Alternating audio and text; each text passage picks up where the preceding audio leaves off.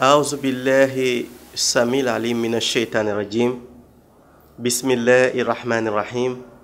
وأفضل الصلاة وأتم التسليم على سيدنا محمد الصادق الوحد الأمين وعلى آله وصحبه أجمعين mbokki Sénégal ginnaaw bu ñu sante yàlla des di ko sant di julli ci yonent bu tedd bi sallallahu alayhi wa sallam ñi ngi nuyu kenn ku nekk ci turam ak santam di delluwaat ci suñu waxtaan bi ñu bëgg waxtaan ak yéen tey ginnaaw bu ñu ko gëjee def di leen ziyaara di mastaw sunu mbokk jullit yi nga xamante ne tey ji ña nga nekk ci Birmanie ñu teg leen fitna yu doy waar te àdduna bi ñi ci ëpp doole daldi décider noppi ci li xew ca foofule ca Birmanie mu nekk lu ñu mettitlu sunu mettit yamul foofu ndax mettitlu nañu encore ci li nga xamante ni sunu réew ñi ko jiite ak ca bopp ba di président Macky Sall mu noppi ci événement bu metti bii tegu sunu kaw waaye loolu lépp ñu jàppee ko nekk ay force tapis dans l'ombre ñi ngi bëmax àdduna bi tey ñu xeex yëkkatiku diine islam waaye c'est un combat perdu d'avance ndax sunu borom dafa wax yonent bi sallallahu alayhi wa sallam wa rafaxna laka zikraka moo jéebaane yonent bi sallallahu alayhi wa sallam loolu mu ko defal sallallahu alayhi wa sallam ak alquranu karim ak diine islam bii nga xamante ne yàlla mi ngi ko jaarale ci loxoom ñooñu la àndandool yëkkateendoo moo tax lu noon bi di bëri pexe du mën a fay lii nga xamante ne mooy cëslaayu àdduna muy diine islaam muy téere alquranu karim bi nga xamante ne yàlla fàttewul dara bi mu koy bind ma faratna fi kitaabi min shay ak sallallahu alayhi wa sallam bi nga xamante ne moo ko wax ci alquranu karim et tu es certes d'une éminente moralité wa innaka la ala xuluqin azim ñu ñëwoon tey waxtaan ak yéen mbokk yi ci situation suñu réew muy tolluwaay bi ginnaaw bi nga xamante ne laata tabaski di ñëw personnellement bindoon naa benn bataaxal yónnee ko njiitu réew mi bataaxal boo xamante ne maa ngi ko doon wax ne nañu woote waxtaan ngir lu jëmale suñu réew kanam li tax nag ñu indi woon baat boobu dañu xool ne que tension sociale yi dañu bari lool ci réew mi ci li ko sooke dëgg-dëgg mooy dañu gis ne ñi ndóol ak ñi am li leen séparé tey mel ni ne géej seen diggante ñu wëlbatiku xoolaat ne ñi nga xamante ne ñooñu jiite tey en 2012 ñu wóolu leen woon teg seen loxo sunu nguur ñu xool ne tey ji presque ñi ngi fowee askan bi ci wàllu gestion ci wàllu seen dund bu soppeeku ci wàllu arrogance ci wàllu fitna ci wàllu régression des droits de l'homme et des libertés te saa yu ma waxee loolu xel yi man du dem ci kenn ku dul man mii nga xamante ne j'ai été kidnappé pendant 13 mois ñu tëj ma ci kaso bi pour priver ma de ma liberté d'expression je n'ai pas été jugé dama xëy rekk ñu bàyyi ma te boobu ba léegi bi ñu ma bàyyee dossier bi kenn nangootu ci wax waaye dama am habitude di wax ne j'ai dépassé cet événement je l'ai surpassé et aujourd'hui je l'ai surpassé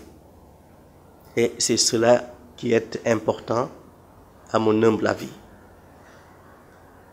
waaye damay woo président Macky Sall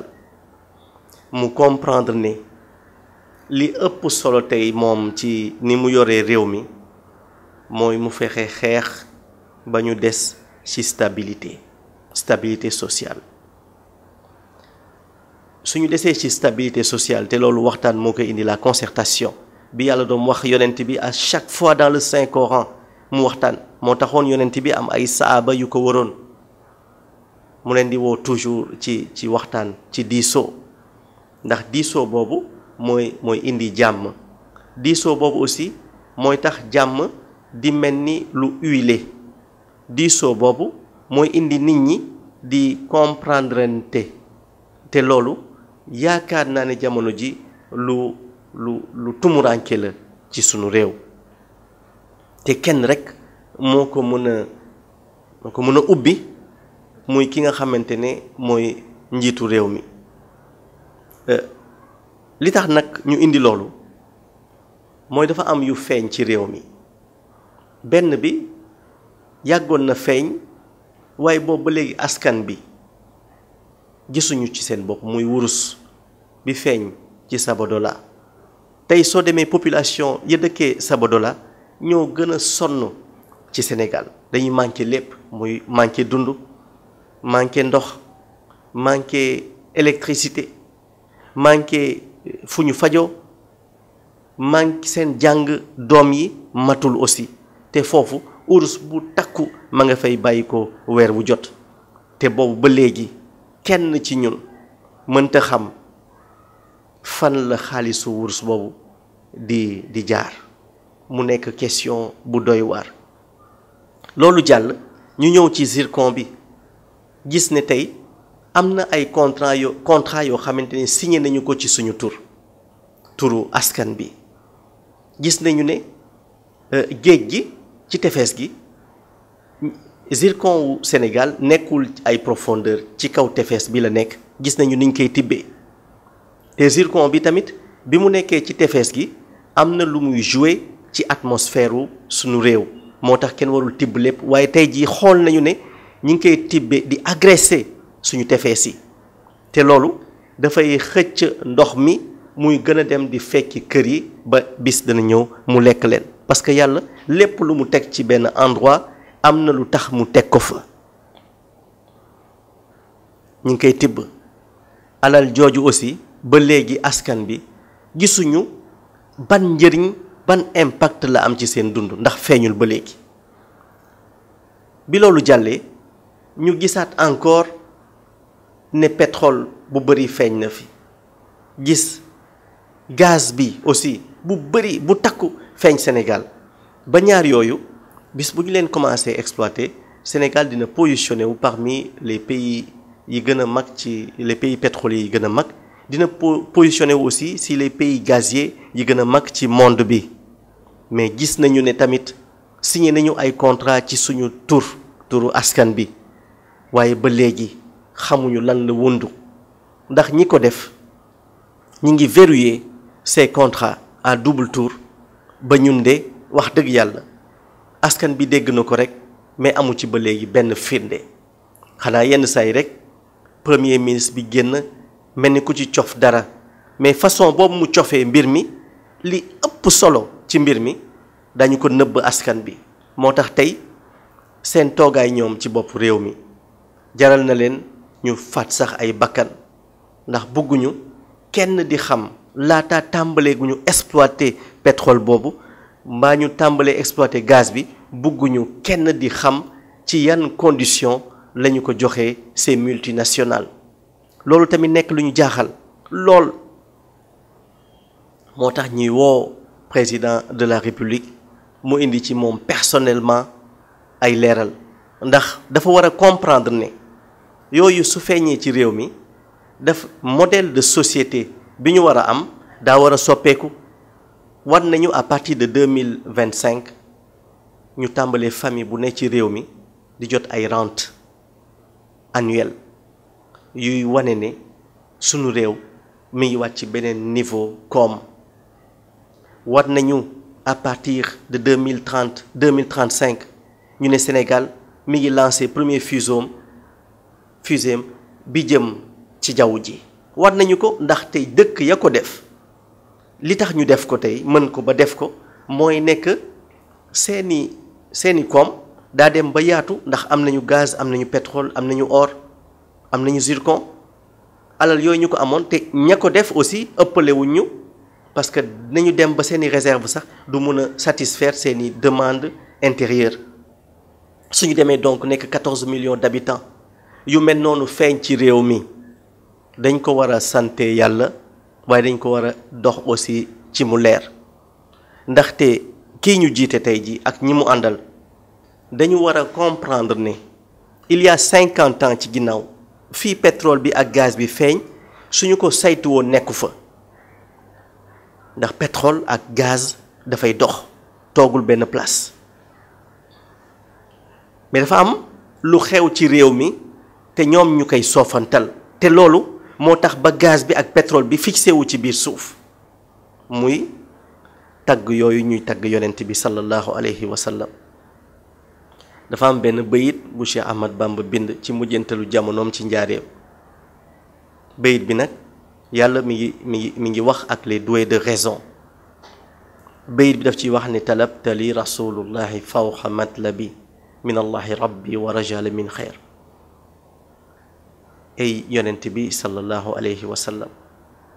fàggul nga ma ci sama borom lu kawe sama njort te sa benn ñaan yàlla du ko delloo te Cheikh Ahmad Bamba lii mu bëggoon ci xasida yooyu mu doon bind mooy ñaan yàlla ba mu wàcceel ko naataange ci réew mi naataange boo xamante ne du bàyyi kenn bépp doomu adama bu fi yeewoo Seydi Hadji Malick Sy ci mimiye boobu mu bind xilaasu zaab mi ngi ci ñaan aussi que yàlla yëkkati askan bi di askanu Sénégal ngir ñu nekk ci naataange Cheikh Ibrahim Niass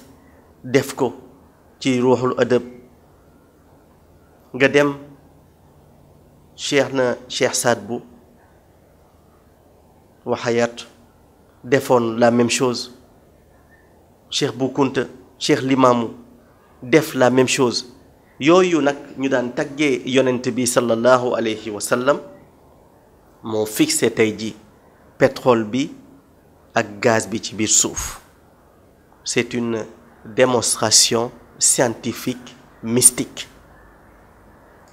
de la même manière soo bëggee déggaat li ma wax Cheikh Ahmad Bamba dafa waxaat ci beneen xasidaam ida katabtu taz'a arshul baaxi ma yem foofu loolu di yëngal arash te mu daan tagg yonent bi sallallahu alayhi wa sallam dafay def mixage entre tagg bi yëngal arash boobu ak les ressources minières yi nekk ci biir suuf daf koy fixé te dañuy dox ci planète bi di wër te suñu xasee ba fixé wu fii daan naa ko wax ci jamono ne bis a ngi ñëw fu mel ni Tivaouane fu mel ni Touba fu mel ni Ndiassane fu mel ni Kaolack or ak pétrole ak gaz bu bëri dana fa feeñ ndax mag ñu baax ñoo ñu toogoon di tagg yonent bi alayhi salaatu wasalaam nit ñi nag ku mel ne tey jii le président Macky Sall mënut a comprendre loolu parce que dafay géologue la dafa yaakaar ne que lu daf expérimentation bu normal la alors que ne dépassé na loolu yàlla kenn rek moo ko ñor muy yonent bi sallallahu alayhi wa sallam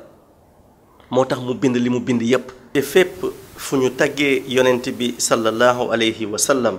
yàgg bekkoor dafay jóge naataange daal di fa wesaare wu moo tax ñu wax ne ñi ngi rêvé suñu gént la géntu bépp sénégalais la yàgg ñu gis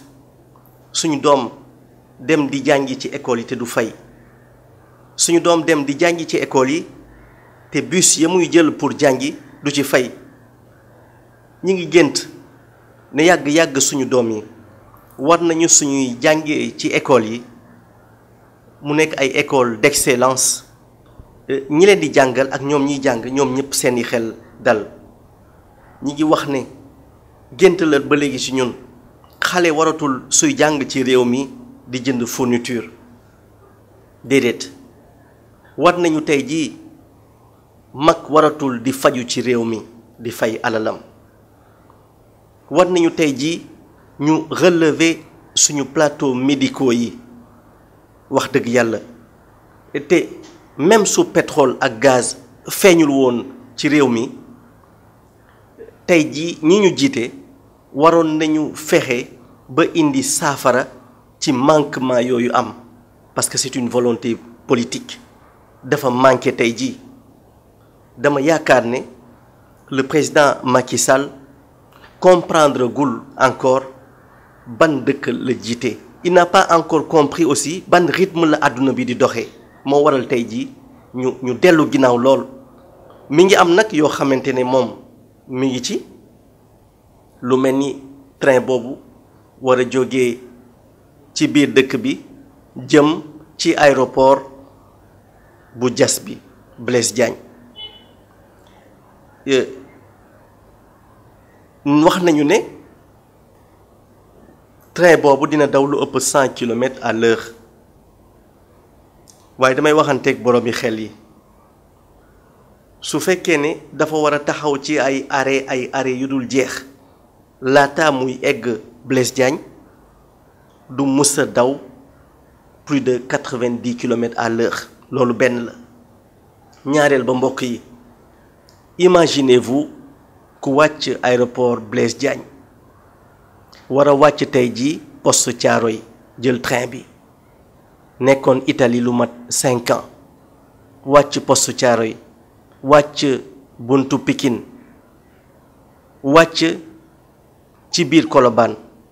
te réglé guñu problème mu sécurité suñu réew kooku su yegsee ba wàcc foofu imaginez-vous agression yi am ci réew mi mu yor ay bagages géej fi 5 ans yor alal bu mu liggéeyoon imaginez-vous li nar a xew ci jamono yooyu donc dañu def la charrue avant les bœufs dañu waroon d'abord régler le problème de l'insécurité dans ce pays mais jël plus de 500 milliards def ko ci train boobu dëgg la il faut parler avec l'histoire dëgg la saa yu révolution amee ci réew mi ci benn réew ci àdduna jamono ba ñu koy def dana bëri ñu dingat loolu mais finalement toujours dafay jox raison ña ko defoon ci jamono gis nañu Tour Eiffel gis nañu la statue de la liberté gis nañu aussi train à grande vitesse ba ñu koy def aussi la mu juróon mais dañu àggagul foofu dafa am yu ñu waroon régler d'abord mu nekk ay cëslaay te ñu faussé ko dès si départ bi waaye faussé boobu mënu woon ñàkk parce que ministère de l'Intérieur à la place de régler le problème de l'insécurité dans le pays nekkul woon lu dul di organiser la plus grande tricherie de l'histoire politique du Sénégal avec ces élections législatives amul kenn ci àdduna bi tey jii ku ñu mënul indil ay preuves que ces élections législatives n'ont pas été truquées, n'ont pas été volées par le régime en place amul parce que ci noonu la ñuy dox te ce même vol sera organisé à une autre échelle en 2019 kenn mënu ci dara parce que léegi dañu créer benn omerta soo décidé attaquer leen ñu dal sa kaw parce que ils ont des forces tapis dans l'ombre qui attaquent régulièrement elles ne sont payées que pour attaquer ceux-là qui dénoncent les dérives de ce régime en place parce que ce régime dans ses mascarades dans cette roublardise dialogue boobu nga xamante ne wool nañ leen ko même su fekkee def nañu ko du am sincérité bi ci war parce que tout est politique chez eux loolu mooy le grand problème trahison dem nañu ba nga xamante ni dootul dara ci réew mi parce que le président de la République dafa mel ni moom itamit foofu mu toog ci palais bi dafa jël pouvoir am mu délégué ko ay nit et en premier lieu son épouse Marième Faye Sall lu doy waar la ci une république qui veut émerger oui vous avez parlé d'émergence mais nous nous rendons compte que émergence bi ci benn famille ci benn clan ci ay xarit la yem xool leen tey ji mbokk yi liy xew ci trésor public xool leen mbokk yi liy xew ci impôt et domaine duñu ci ñëw di ci sori xool leen tey jii liy xew ci biir présidence de la république marché yi nga xamante ne président daf ko jël téye ko ci loxoom di ko jox ñu ko neex sans passation de marché public tey jii ñoom dañuy lem loxo ARMP agence de régulation des marchés publics le code des marchés publics jaratul dara ci réew mi parce que dañu ko jéggi di def léegi lu leen neex budget boobu ñu taayu yóbbu ko ba 3000 milliards ak lu teg lenn dong moo ko waral mooy piller un pillage organisé de nos maigres ressources te tey kenn amatul droit wax wala soo waxee ñu dal sa kaw cette opposition bi nekkoon ci réew mi 90% de cette opposition jënd nañu ko tey ñu dem vers cette transhumance ñaari transhumance nag moo am nga sonn ba amatuloo pexe nga daw dugg ci loxo Macky Sall wala nga transhumé des ci biir opposition bi nekk espion wu Macky Sall ñaar yooyu moo fi nekk tey jii te kenn ñemewu ko di ko wax aussi parce que tey jii dañu verrouiller lépp soo ñëwee ba ci biir presse bi aussi li ci xew moo gën a doyati waar bi ñu doon wax ne informer juste et vrai anamu tey ci réew mi anamu tey mbokk yi kenn rek moo sonn ci loolu yépp mooy ñun néew di doole yi nga xamante ne dañu daw ba sonn te président yëg na ko il nous parlait de machine de radiothérapie anañu waxuma sax benn waxuma ñaar mais waroon nañu tey jii après plus de 57 ans d'indépendance waroon nañu tey jii mbokk yi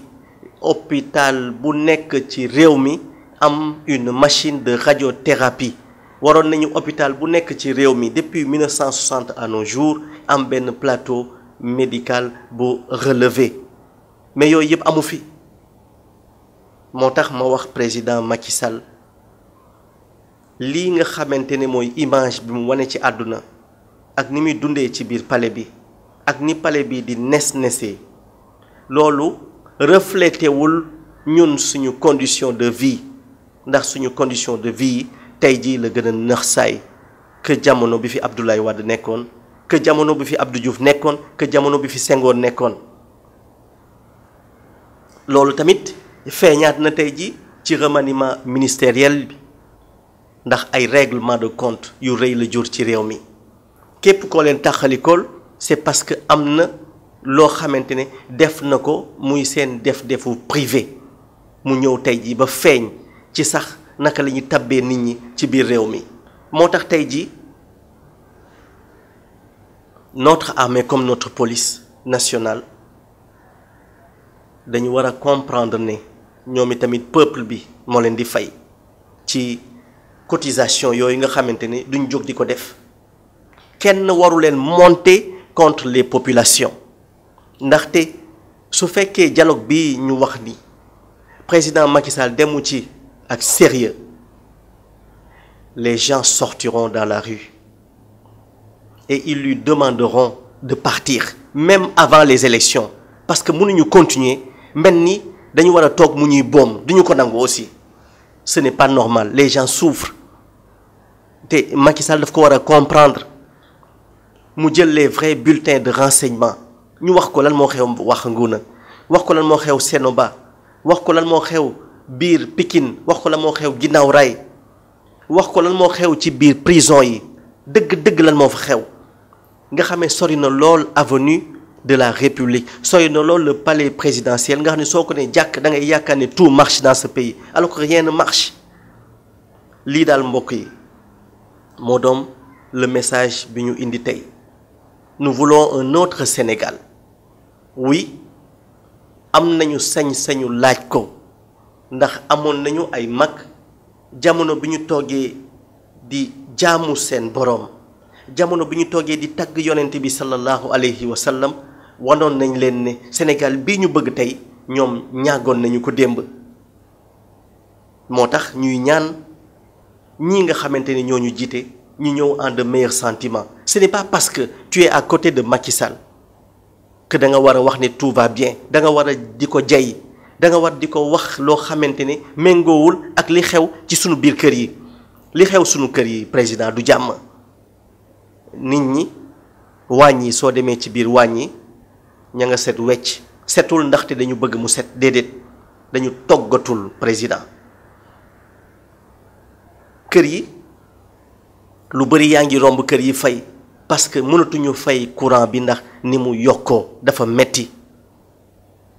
da ngay dem ci ay nit di xool ba léegi président plus de 2000 femmes saa ñu accouché ci réew mi ñi ngi dee ba tey parce que condition ba ñuy wasine ba léegi la ca war àggagul ca gox yooyu ñu nekk te loolu war na fee jóge nga dem ay xale ba léegi ñi ngi dee parce que vacciné wuñu waroon na jóge fii tey jii mais loolu mesure yooyu président li koy def mooy nga réduire sa train de vie mooy nga fexe ba sa ministre yi ñu réduire seen train de vie. lu tax président ba au conseil des collectivités locales ak le conseil économique social et environnemental lu tax doo leen boole ñu nekk benn ndax amuñu njëriñ pour askan bi wax dëgg yàlla pourquoi mënuñu transformer ñaar yooyu def ko le haut conseil du dialogue national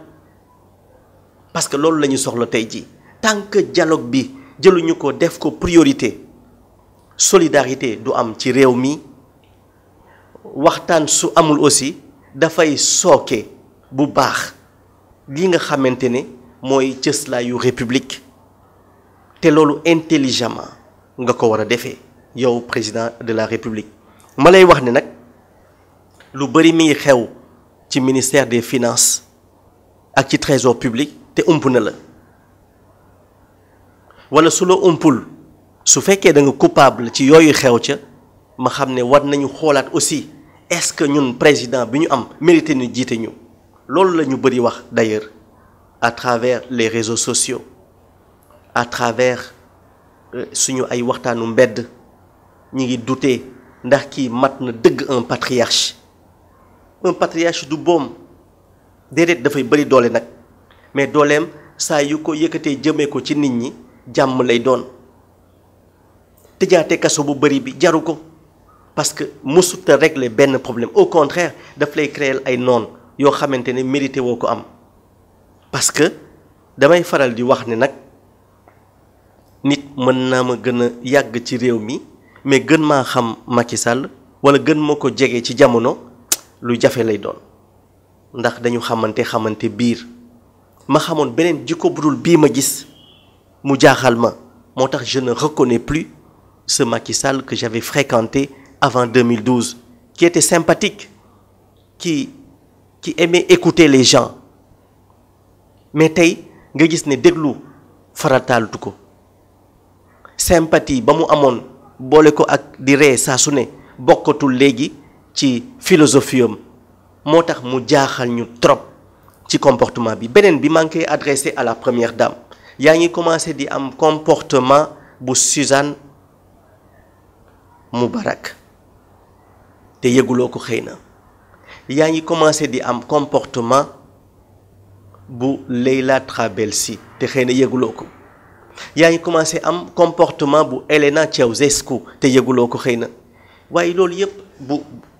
bu Simone Bagbo bu Lobo Traoré xëy na yëguloo ko waaye mi ngi commencé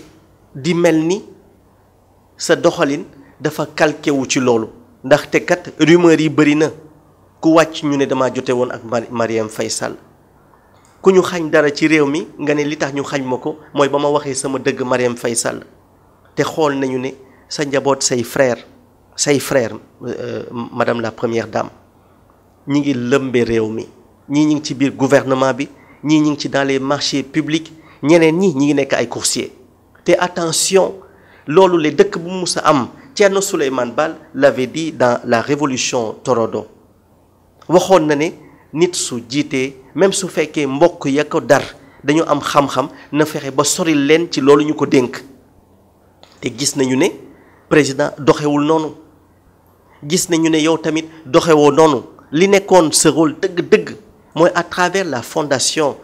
servir le Sénégal waxuma ceeb yi ngeen di distribuer non non non àdduna dépassé na loolu li ngeen waroon def jamono ji fexe ba ci gaz ak pétrole bi ñu jëm ngeen fexe ba ut benn notion pour créer benn socle énergie renouvelable ngir suñu jógee ci lii parce que dinañu jox alal d'abord mais dinañ jox ay perspectives après le pétrole et le gaz foofu la ñu toll ba ca des mooy suñu xoolee aussi ñi nga xamante ne ñooy attelage gouvernemental bi gis nañu ne dafa mel ni ñu nekk ci xew woo seeni xarit woo seeni mbandkat woo seeni tamakat woo seeni ndey dikke woo seeni goro woo seeni njëkke ñu bokk ñoom ñépp toog ci xew mi mel ni luy seddoo ndawtal yi lii lay nirool te nañu xam ne alalu askan bi mérité wul benn loowu nit bu ndaw di ko seddoo jaarul yoon xel nanguwu ko et nous le dénonçons avec la dernière énergie nous le dénonçons avec la dernière énergie nous ne sommes pas d'accord avec ces pratiques et nous ne serons jamais d'accord avec ces pratiques du couple présidentiel